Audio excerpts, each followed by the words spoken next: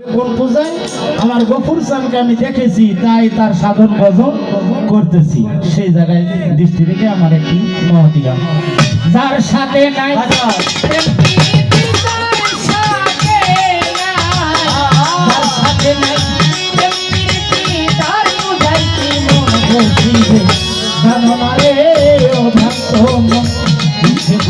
ভজন হবে জানো না রে ও ভক্ত।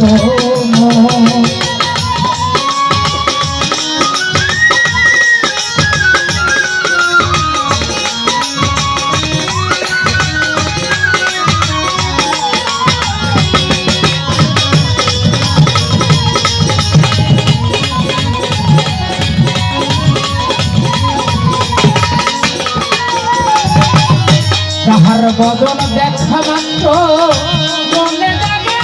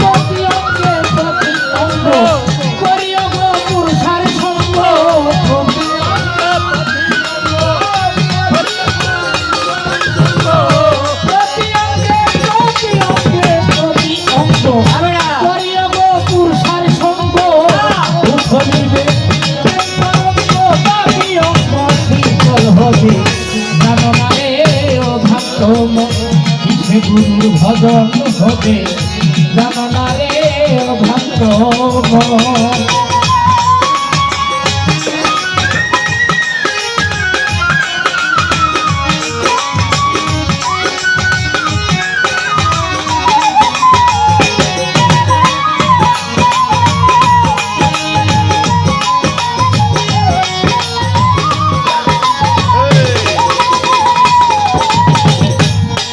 তারে প্রেম সোহাগে কাছে নিও প্রিয় কিনবা প্রিয়া গো। তারে প্রাণ বলো গোবিন্দরে দেবে প্রিয়া বুকে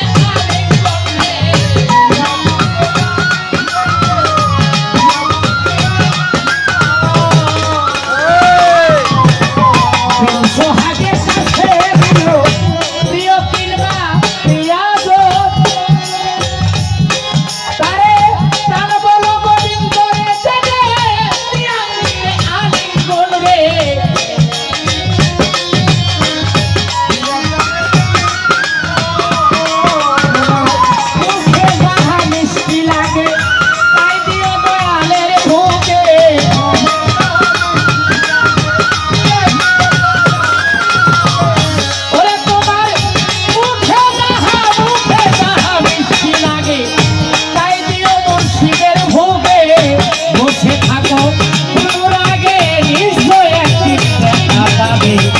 জানো না রে ও ভক্ত কিসে গুরুর ভজন হবে জানো না রে ও ভক্ত।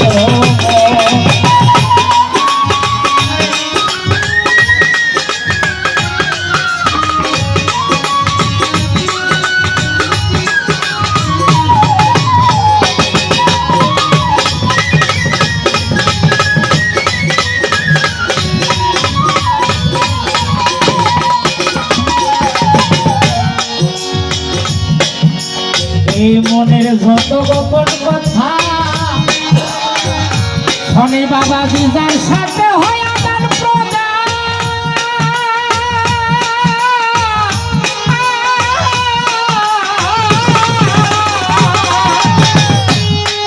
আমার গফুর চাঁদের পূজা করতে লাগবে না রে ভেদ পুরাণ তোমার।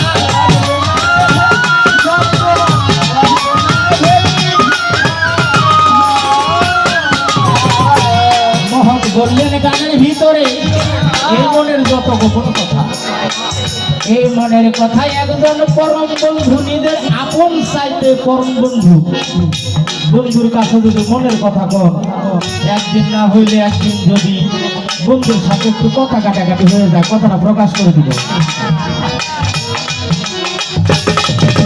নিজের গর্ভধারিণী মা, জন্মদাতা বাবা, তাদের কাছেও যদি মনের গোপন কথা বলে, পিতা মাতাও একদিন প্রকাশ করে দিব।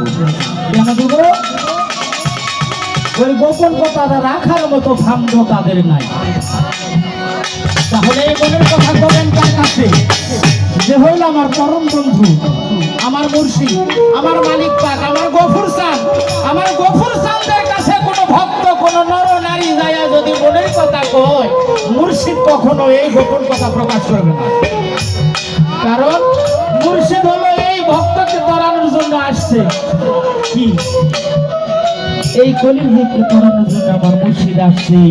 কলিযুগ অবতার হয়ে আমার মুর্শিদ দয়াল গফুর চাঁদ মুর্শিদের কাছে গোপন কথা কয়, এই কথা কোনোদিন মুর্শিদ প্রকাশ করবে না। কারণ সকল ভক্তের এই যত পাপ আমরা করেছি, এই পাপের ভাড়া আমার মুর্শিদ, আমার মালিক পাক মাথায় বহন করে এই পাপের বোঝা বইতেছে। আমার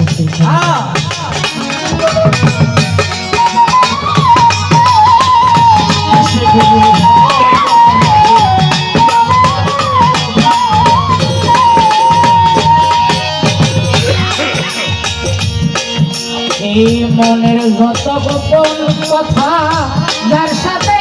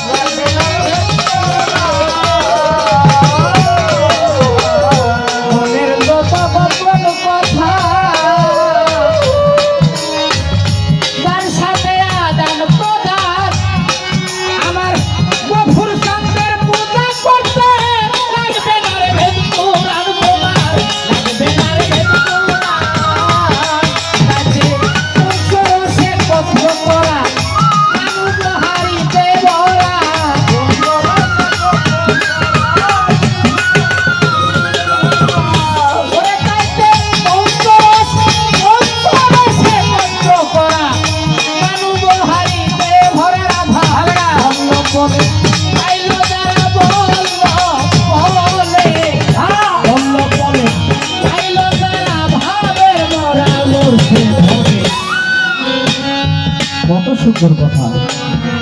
রাধা বল্লভ বলল, পাইল যারা ভাবের মরায় মরছে ববে। ভাবের মরা কে মরছে? ভাবের মরা মরছে আমার হিন্দাতে ঘুমাই আছে সিফাতুল্লাহ পাগলা। এরা হলো ভাবের মরা মরছে, ময়রাও অমর। কিন্তু আমরা মুর্শিদের নাম জপি যে আমরা গফুর চাঁদের ভক্ত, কিন্তু আসলে আমরা ভক্ত হইতে পারিনি। আমি কার কথা বলবো? আমি নিজেই পারি নাই। কারণ সংসার মায়ায় পড়ে, লোক লালসার মায়ায় পড়ে আমি পড়ে আছি। মুর্শিদের সাধন ভোজন করবো কখন?